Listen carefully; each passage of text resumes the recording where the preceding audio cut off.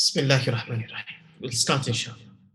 إن الحمد لله نحمده ونستعينه ونستغفره ونؤمن به ونتوكل عليه ونعوذ بالله من شرور أنفسنا ومن سيئات أعمالنا من يهده الله فلا مضل له ومن يضلل فلا هادي له ونشهد أن لا إله إلا الله وحده لا شريك له ونشهد أن سيدنا ومولانا محمدا عبده ورسوله أما بعد السلام عليكم ورحمة الله وبركاته. Alhamdulillah, all praise is due to Allah subhanahu wa ta'ala that today we've gathered, even though it's online due to the unfortunate circumstance. But inshallah, this is the beginning of a series that we want to focus on to relating to some of the troubles and some of the fitna, the fasad, the kind of trials and tribulations that are faced by the youth, inshallah. So normally the talk or the lessons we will be focusing on talking directly to teenagers, inshallah. So hopefully, bi'idhnillah, you guys are present with us. And we'll be talking about different issues, over different weeks. And the idea would be at the end of each session to have a small Q&A and also take some ideas on how or what subjects or what topics we should be discussing in the future. Okay, so inshallah, on your settings, you'll probably find there is a chat section and a Q&A section. Throughout the main part of the session, I won't be looking at the chats and the Q&A, just so we don't get distracted. But inshallah, what we'll do is at the end, we'll go through some questions. So if you do have questions, 100% put them down and we'll try to go through as many as we can. Okay, so inshallah, we'll begin right from now. So first thing is today's topic, or as the first topic of the series, we're going to be talking about the company that we keep. Okay, so why is it so important to talk about this topic? Okay, and I'll keep the structure very practical. So how I'm going to be, if you want, you can take notes, etc. But how I want to be dealing with everything is that I want to focus on what the main issue is, and then focus on the solution and practical tips. How me and you can change certain things or look at certain things a bit differently so that whatever is going on around us makes more sense and we're able to make the best decision. Okay, so first of all, before we speak about the company we keep, okay, what's so important about company? What's so important about people? Okay, now Allah subhanahu wa ta'ala, He sent us through the As-Subah, through the reasoning of family. And what do I mean by that is we all were born into this world through a mother and father, except for the miracle of Isa alayhi salam and a few others. Most of us, okay, all of us, we were born into this world through a mother and a father. Many of us, okay, probably the majority of us are one of many siblings, okay? So it could be that we have like 3 or 4 or 2 other siblings. Like myself, I have 3 other siblings, okay? I have a sister and I have 2 brothers. Also, we live next to other people, okay? Now, a lot of us, we live in cities, we live in towns, okay? And these towns and cities, they're usually made up of, if not hundreds, but thousands of people. Okay, now this is the way that human beings have been living for centuries, and this is the most effective way to live as well. Okay, why? Because then different people can focus on different things, so together we all help each other get by. Okay, so for example, me, I serve as an imam. Okay, but somebody else will serve as a technician, an engineer, somebody will be a teacher, somebody will be a driver, bus driver, coach driver. So, all of these different jobs, they allow us to live together. Okay, so this is the beauty of companionship. This is the beauty of community. Okay, so it's so important that we kind of be part of that community, but at the same time, we need to be conscious.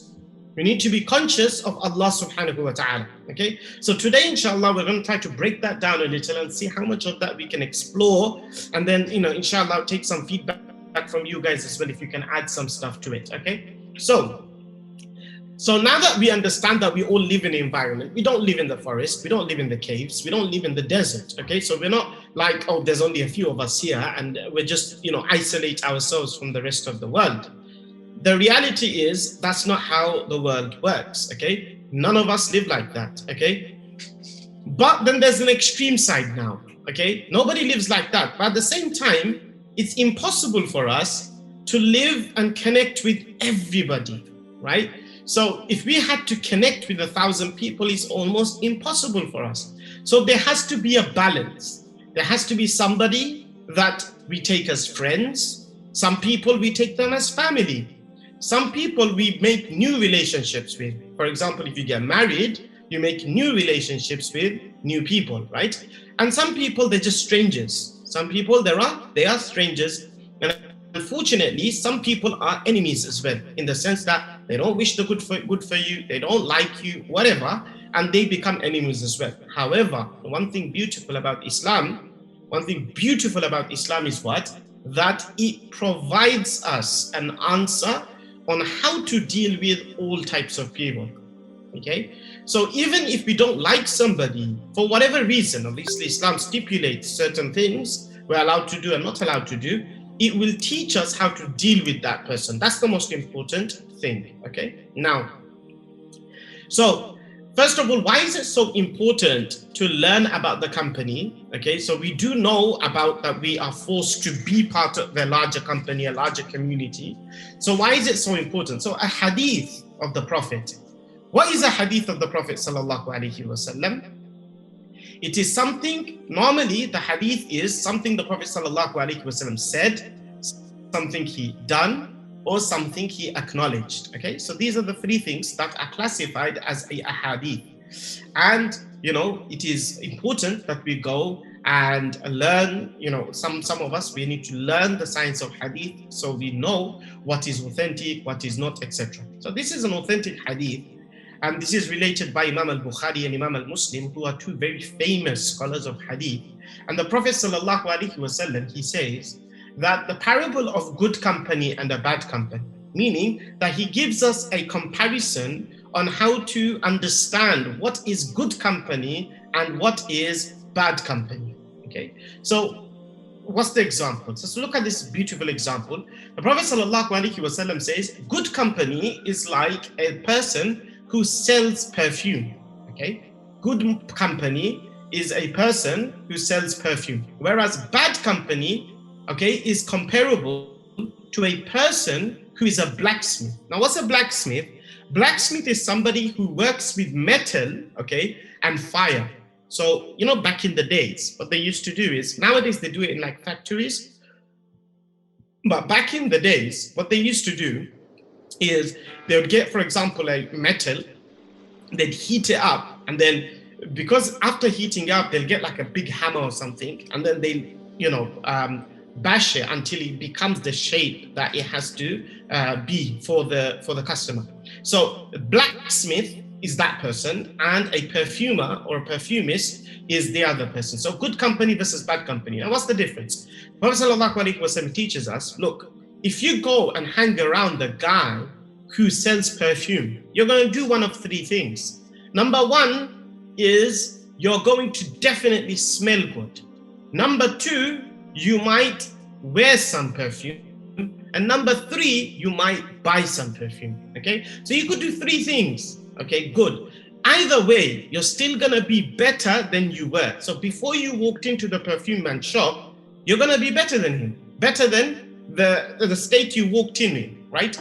Whereas the blacksmith, if you go and hang around near him, you will only notice a bad smell on your clothes, and then you would have to probably have a shower, you probably have to go bathe, wash yourself, etc. So that's a disadvantage. So this is the same example for a person who thinks about friendships, okay? Thinks about people that we should keep good company with, okay? That if we choose good company, then it will benefit us, okay?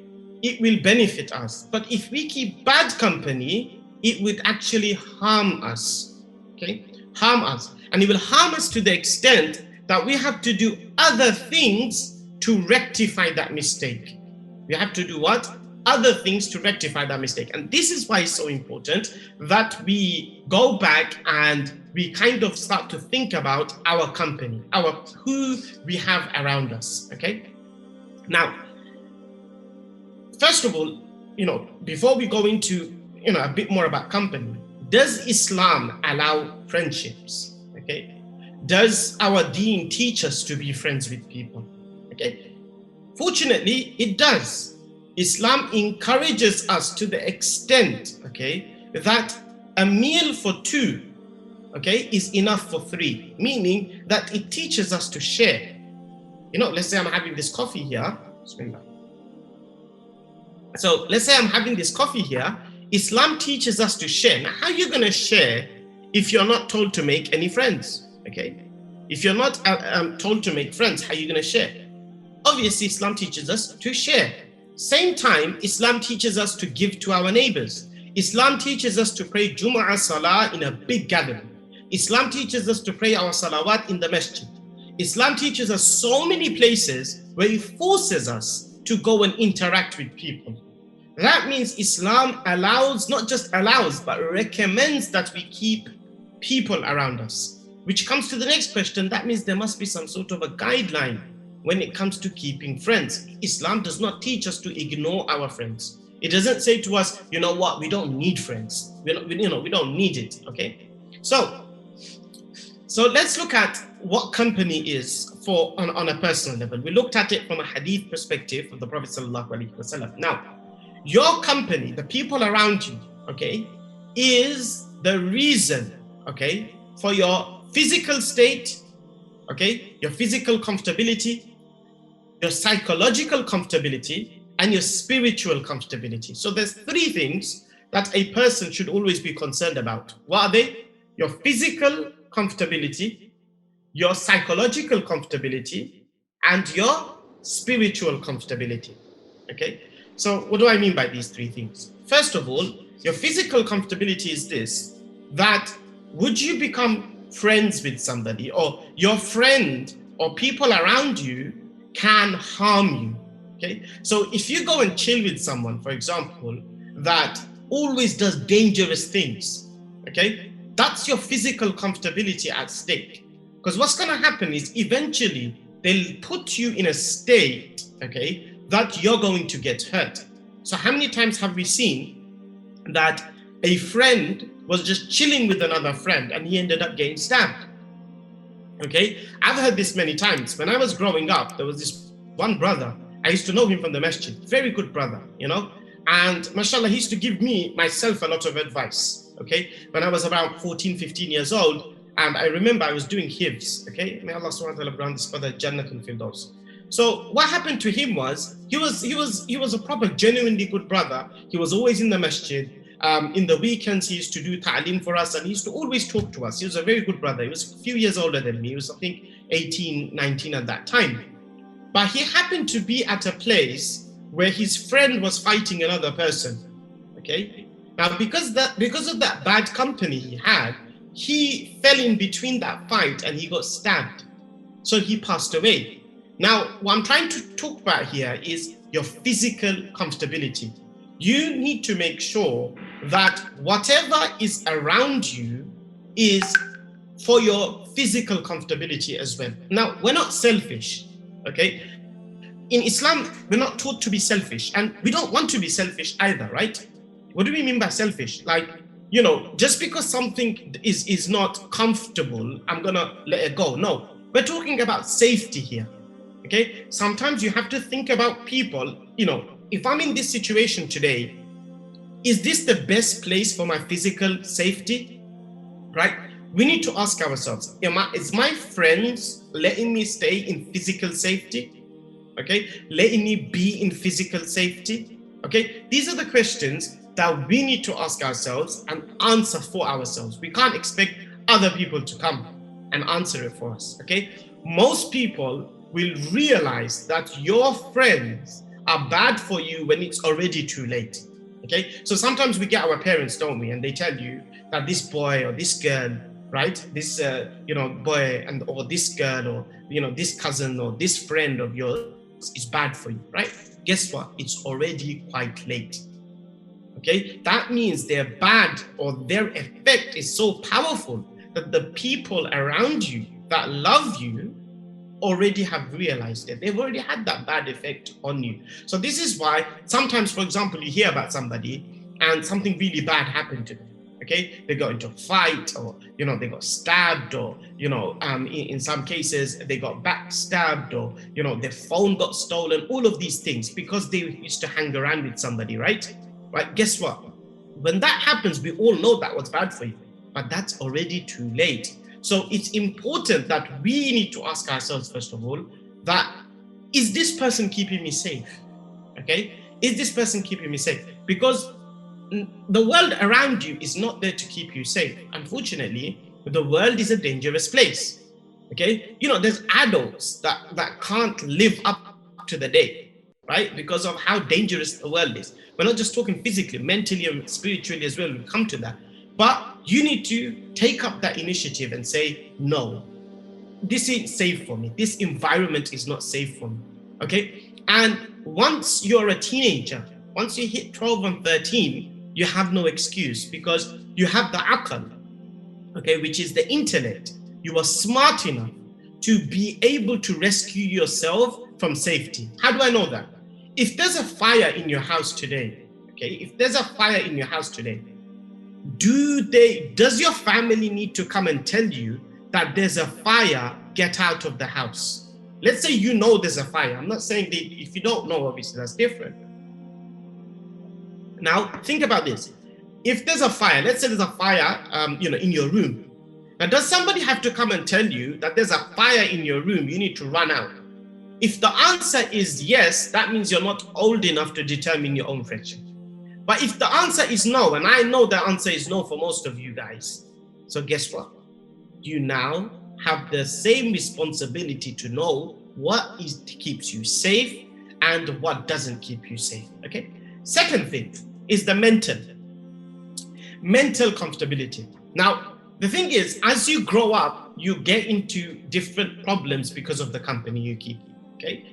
Now, I'm not just saying all company is bad. No, I'm just telling you to revisit these ideas, be an adult, be a young person, and really make sense of it yourself, okay? So what you want to do is understand that are certain people making me mentally comfortable or not?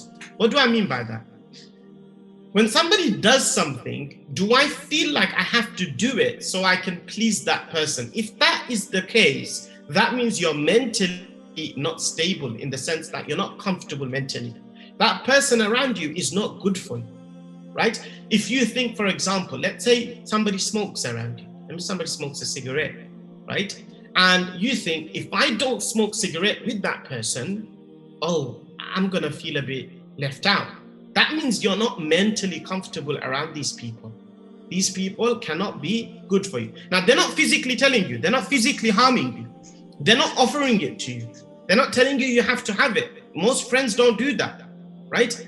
But they're mentally affecting you. Sometimes you might think that I need to do extra bits, right?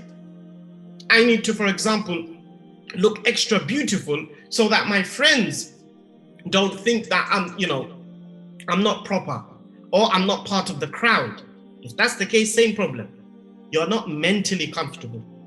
So what we need to start doing is challenging the friends around us, okay? Challenging the friends around us and thinking to ourselves. And when I say challenging, I mean in your own heart. You sit there and you ponder and you think, okay, my friends, are they mentally having an effect on me?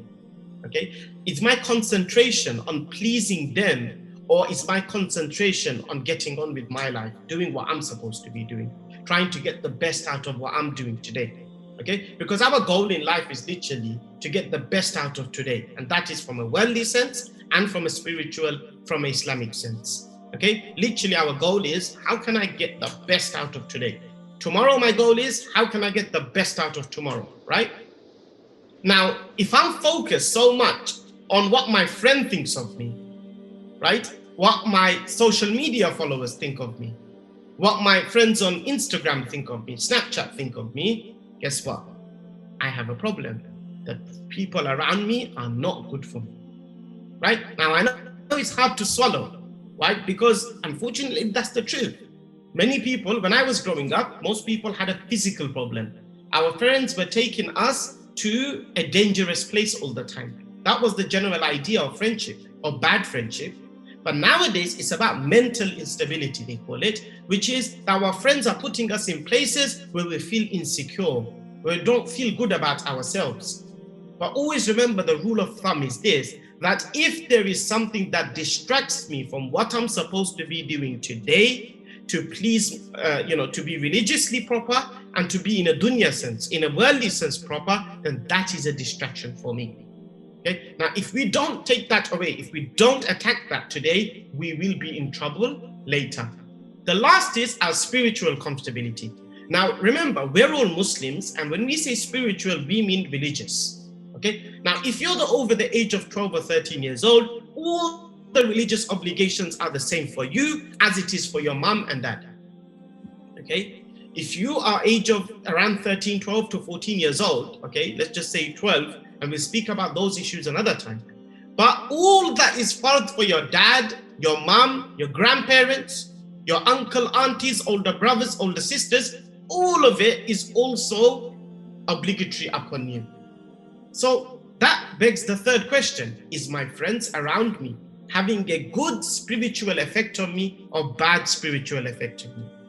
Do my friends ask me, have we prayed today? Why don't we reflect over our actions? Now, I know it's something that is not common, okay? So you might not have friends that tell you, and you might feel shy as well at the beginning to speak about things like prayer with your friends, or dhikr with your friends, or Quran recitation with your friends. And I know it's not the best topic that most of you guys would want to be talking about to your friends, and illa mashallah, except for a few, and may Allah subhanahu wa ta'ala keep them strong, right? Now, but you don't have to speak about it. You just have to be conscious and not be negatively affected by it. Now, there's three groups of people when it comes to spirituality. The best groupies are those who discuss religion, in the sense that they will probably remind each other about salah, they will remind each other about reciting Quran, they will reflect over each other's actions, they will spend time in the masjids or Islamic circles and classes together, etc. So those are the best group. The middle group are the ones who are silent, that I'm not going to speak negatively about Islam, I'm not going to speak positively about Islam, but I will get on with what I'm supposed to be doing, right? Meaning, when I go home, I will pray. When I get a chance in school to pray, I will pray. When I get a chance in college to pray, I will pray. That's the middle ground, and that's the minimum. Then you've got someone negative. Negative is a person who laughs at you for being religious. They laugh at you for praying. They tell you, they make jokes about you for praying. Now, if there's somebody around us like this, it's better that you save yourself and leave that person's company. We call this hijratun minan nas. Like, we do hijrah from this person, we completely let go of that person. Now, talking about letting go, right? A lot of us think, because we live in a bubble of friends, we think that our friends are our world, okay? Now, our friends are our world. And what that basically means is, I need to do whatever I can to stay with these friends, because there is nobody else in the world who exists beyond these people. But what we need to understand, the world has 7 billion people in it.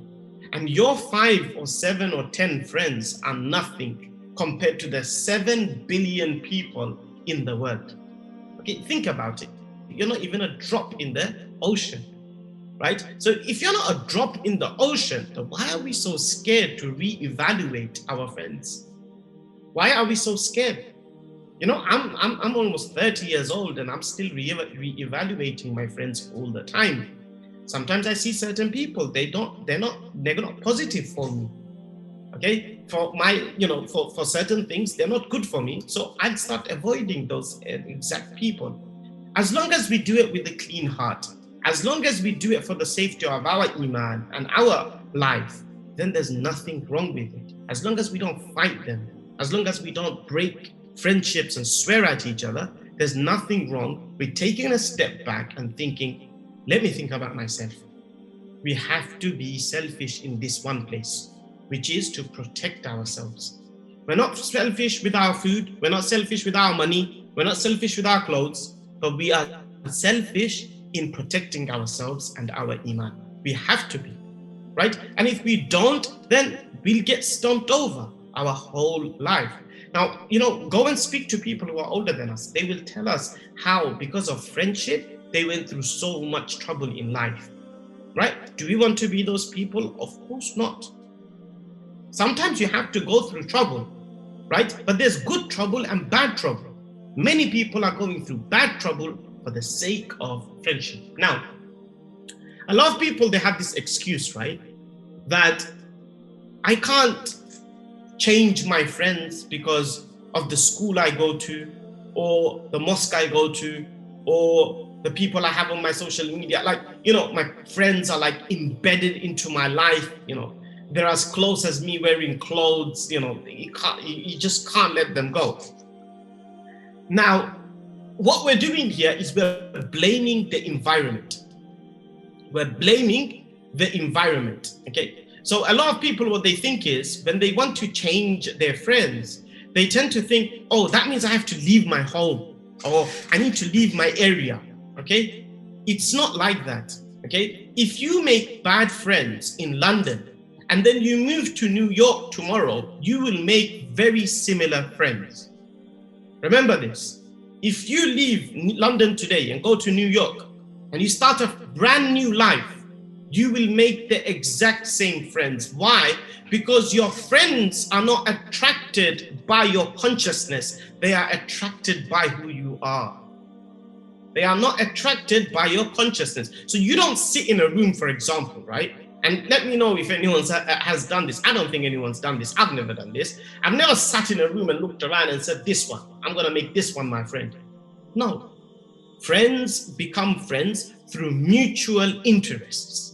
People become friends with people because they share the same desire for something. Okay, now you think about it.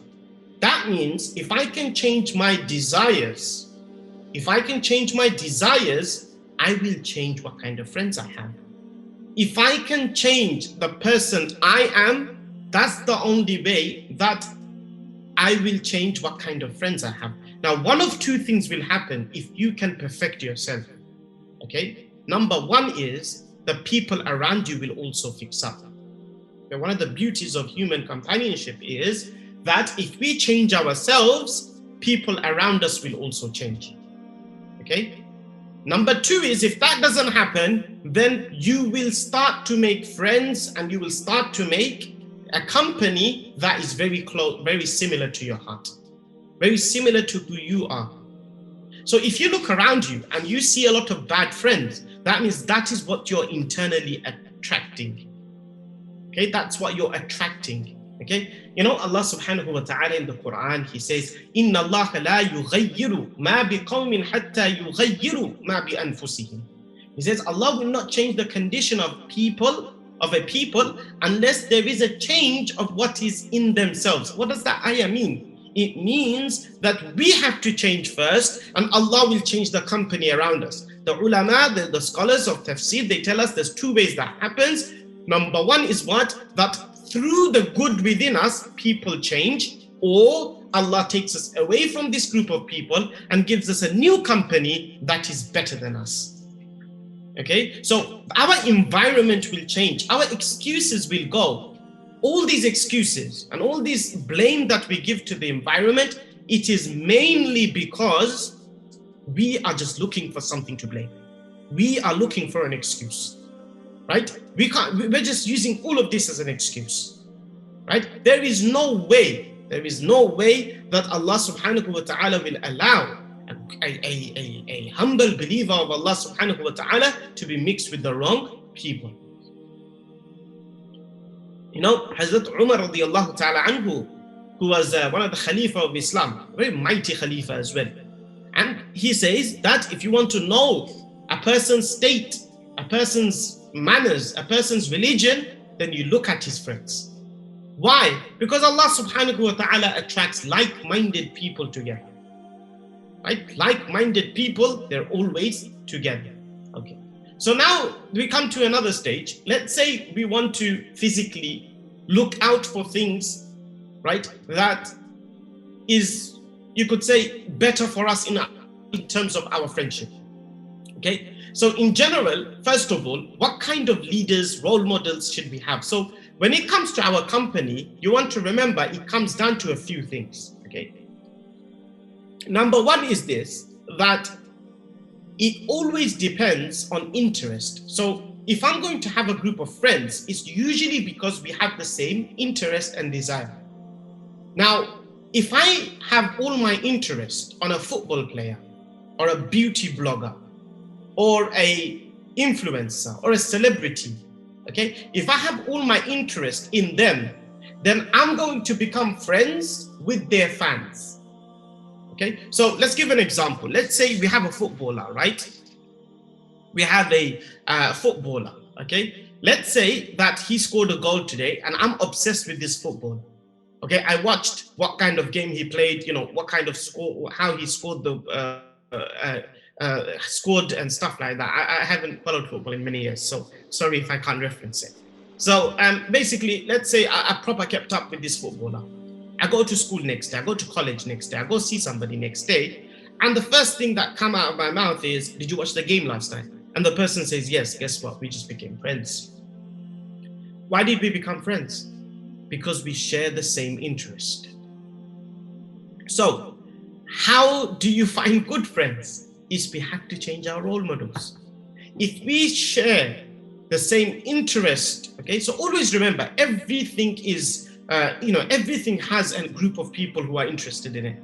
So if we change our interest from football, from beauty, from celebrities, influencers, from Instagram, all of these places where we find people that we're attracted to, if we change that to something more wholesome, okay, something you could say beneficial, religious, okay, and we'll speak about what kind of things we should be looking for. Right? Let's say we change that, then also we will start to change the people around us, because we will start to sit with people who have like-minded interests. Now, I'll give you an example of myself. I am super interested in cars, right? And as I grew up, I wasn't interested in sports, I wasn't interested in music, I wasn't interested in anything else. When I was from a very young kid, I was super interested in cars, and I think even till today, it's one of my hobbies, okay, to be interested in cars. So the friends that I have around me, as I grew up, I always had friends who were super interested in cars as well, right? Now, fortunate for me, what I'm interested in is usually a very halal space, okay? Now, there are some problems in it, but it was a halal space, right? You could keep it halal. So as I grew up, I'm always attracting people who are attracted to cars, right? So similar, you need to see, okay, what is it that I can focus on, I can have my desire towards, and then I will attract people who have the same desire, and I want to make sure that my role model is good, my interest is good, so the people around me become good. Okay, and that's the easiest way. That's the easiest way. Once you've worked out what kind of friends you have, if they're good, if they're bad, and how to really, explore that bubble of friendship, because you're gonna have friends without that, right? You can't live without it, right? And those who can, mashallah, but most of us can't. So what we have to do is we have to find interests. Okay, so I'm interested in this. Is this beneficial? Is this good? It doesn't need to be religious, but it just needs to be something which doesn't promote haram. Okay, as long as it is halal, it doesn't need to be super religious. We all don't need to become fans of the next sheikh and things like that. That's not necessary. Maybe inshallah in the future that will help us. But everybody will tell you that you always have somebody to talk about what you're interested in. And we need to find that interest, something which keeps us away from haram. Okay. Now, why is haram? Why do I keep saying haram? Now, for young people, I don't want to think that haram is a bad word. Haram is what will give you physical, mental, and spiritual stability. Okay. Haram staying away from haram gives you a good consciousness. It gives you focus. Okay? Compare anyone, and I can challenge anyone on this. Find a person who's indulged in haram and a person indulged in halal. Okay? He stays away from haram. You will see that the person who is always involved in halal, etc., is always focused. Okay? They're better at everything they do. Okay? And the person who's indulged in haram, they're not. Why? Because Allah subhanahu wa ta'ala does not give focus to a person who is disobeying Allah. So this is what I'm saying. So we can easily build that community around us. We're in charge of our environment. You're in charge of your environment. If you blame your environment, guess what? You're only to blame yourself. You cannot blame your environment. You're only to blame yourself. Right? Doesn't mean it's lost hope. No. The worst of people have changed themselves, thus their environment around them changed. And I'll give you an example. Imagine our local imam. Okay, our local imam, if he walks into this room, wherever room you're in, if you're in your front room, living room, bedroom, kitchen, most of us are home because of the quarantine, right? I'm in my office, wherever you are, right? Imagine our local imam walks in. Would we, be a bit good? Would we be a bit more attentive? Would we be a bit more respectful? Of course we are. Most of us will be, right? Why? Because Allah subhanahu wa ta'ala has allowed them to change the environment around them wherever they go. Wherever they go. Why? In Allah la yughayyiru ma biqawmin hatta yughayyiru ma bi anfusihim. Allah says in the Quran that He won't change your environment until you change yourself. So if our excuse is, my environment's bad, I'm in just a horrible environment, that's my excuse, right? That's not good enough. That means I'm just horrible myself. And there has to be a way to change. How do we know there's a way to change? Because so long you're breathing, Allah subhanahu wa ta'ala has left you the chance to change and be better. This is a rule in Islam. So long you're breathing, you have a chance to be better. Okay? If you were so perfect, Allah subhanahu wa ta'ala would not have needed you to go through the test of this world, and He would have taken you to the akhirah already. Right? So if you're still breathing, you can be better. You can challenge yourself. And once we're challenging ourselves and we're becoming better, then inshallah, this will have a positive effect on us. This will have a positive effect on us, right? Then we're going to be clearer. We're going to know exactly what we're doing, right? The religion is not going to be burden on us. We're not going to shy away when we want to pray because I'm focused. I know why I pray. When when girls are wearing the hijab, they're not going to feel shy wearing the hijab because they're focused and they know why they wear the hijab. Why? Because they have now changed the peer, the mental, the physical, and the spiritual energy that's around them. Right? And these kind of energies, trust me, it can change very quickly. It can change very quickly. Now, there are 5 characteristics that we should always try to have, or people around us should have, okay? Now, what I mean is this, that if we focus on these 5 characteristics, then we're always gonna find ourselves to be amidst good company.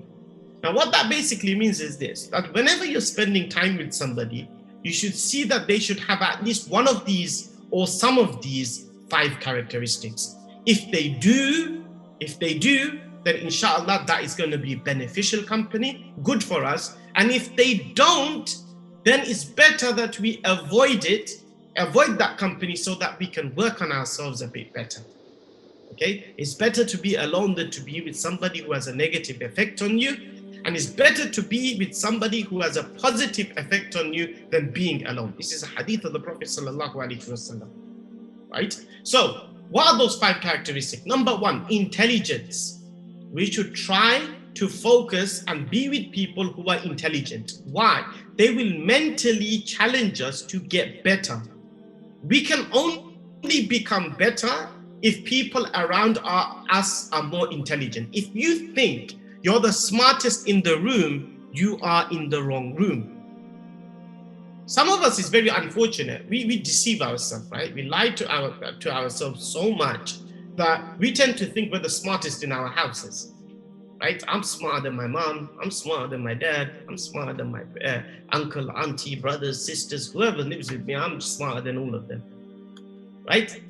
Now, the reason behind that is obviously that's arrogance. So you need to find people who you find intellectually stimulating. And trust me, go sit with somebody who's smarter than you and watch how much zeal and passion they put in your heart. Right? You should always aspire to find people who are smarter than you and spend time with them. Number 2, good character.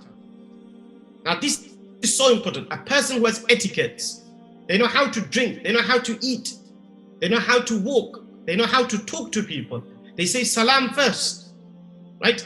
This is very important. Why? A person with good character can only show you respect. Right? Otherwise, you will be insulted for the rest of your life if you do not spend time with people with good character. Okay? You can only spend time, you will be insulted for the rest of our life. Now, think about this. If you are always insulted, if people are always swearing at you, okay, if your friends always swearing at you, it's not necessarily your friend's fault. It's because you have failed to chill with people with good character, right? Because a person who swears is not good character, 100%. So we need to find people with good character. We should always be hanging around with people who have good character. They might not be intellectuals, but they have good character. And good character of others rubs off on you. It rubs off on you. The third is righteousness. You want to find somebody who is righteous. Again, they might not be intellectual or they might not have the best character, but they always want to please Allah. They want to do charity work. They want to pray their salah. They want to learn the Quran. They want to go to the masjid. They're always focused on these things. This is another person that we should be befriending. This is another person that if we spend time with them, at least they will bring us closer to Allah. And if a person can bring us closer to Allah, then that's the best someone can ever do for us. Right? Number 4 is a person who's not greedy. We should stop hanging around with people who are greedy. Why? Greed equals crime. If a person is greedy, then they're going to teach you how to steal. They want to teach you how to deal with drugs. They're going to teach you how to deceive people, to con people. And these are characteristics you can never become successful with. So if somebody has too much greed in them, if they're always worried about what's theirs, they're always selfish, then we have to stay away from these people. And lastly, truthfulness. If a person can't speak the truth to you, if a person does not speak the truth to somebody else in front of me, how can I trust them to speak the truth to me? Right? How can I trust them to speak the truth to me? If they can't speak the truth to their own mom, what's the chances they're going to speak the truth to me? You know, people before, they used to ask me, and inshallah I'll do this topic in proper detail in one of the webinars coming up, right? And inshallah, hopefully, you guys are there to benefit, and I'm there to remind myself as well. But one thing people used to ask me a lot: what's the main problem with girlfriends and boyfriends? What's the main problem with girlfriends and boyfriends? Now, when I was young, obviously, I never looked at it as religiously as I look at it now. But one thing I used to find very odd, I used to say that this girl, she lies to her parents. She lies to her parents. What are the chances she's not going to be lying to you? Right? So you say you love her and she says she loves you. She tells her mom she loves her mom, but she lies to her mom. Same boy. The boy will lie to her dad, lie to his dad. What's the chances of that boy telling you the truth? Right? There's no way he's going to be telling you the truth while he loves. You cannot deny that a guy doesn't love his dad. Maybe in a few instances they don't, but normally a guy does not, doesn't hate his dad. He loves his dad. He lies to him. What are the chances he's going to lie to? He's going to speak the truth to you, huh? Same with the girl. The girl loves her mom. But what are the chances she's not going to be lying to you if she's lying to her mom and not telling her mom about it, right? So this is, rule 101. They don't even speak the truth. If they can't speak the truth, they're lying right in front of you. How can you believe this person after that? Right? This is foolishness. This is like stupidity from our side. And we only do that because we're deluded. right? So this is something, inshallah, I'll explain in detail as well, some of the harms and what's the actual, like, is it really worth it? Like I wouldn't, sometimes, when it comes to this particular thing, I always say there's no point even looking at it from an Islamic perspective, even though Islam says so much about it, but just from a human being perspective, it's not worth it, right? But we'll come back to that another time. So lastly, I want to just mention one thing before we go into the questions, inshallah, and you can start typing some questions. And that is that the best way and the biggest desire for us should always be that we want to surround ourselves with people who genuinely love us, and they are religiously loving us. Okay, not just emotionally. Right? It's easy for somebody for emotionally to love you because of something you've done for them, etc. But religiously they love you, meaning that they love you so much that they do not expect you to do any haram.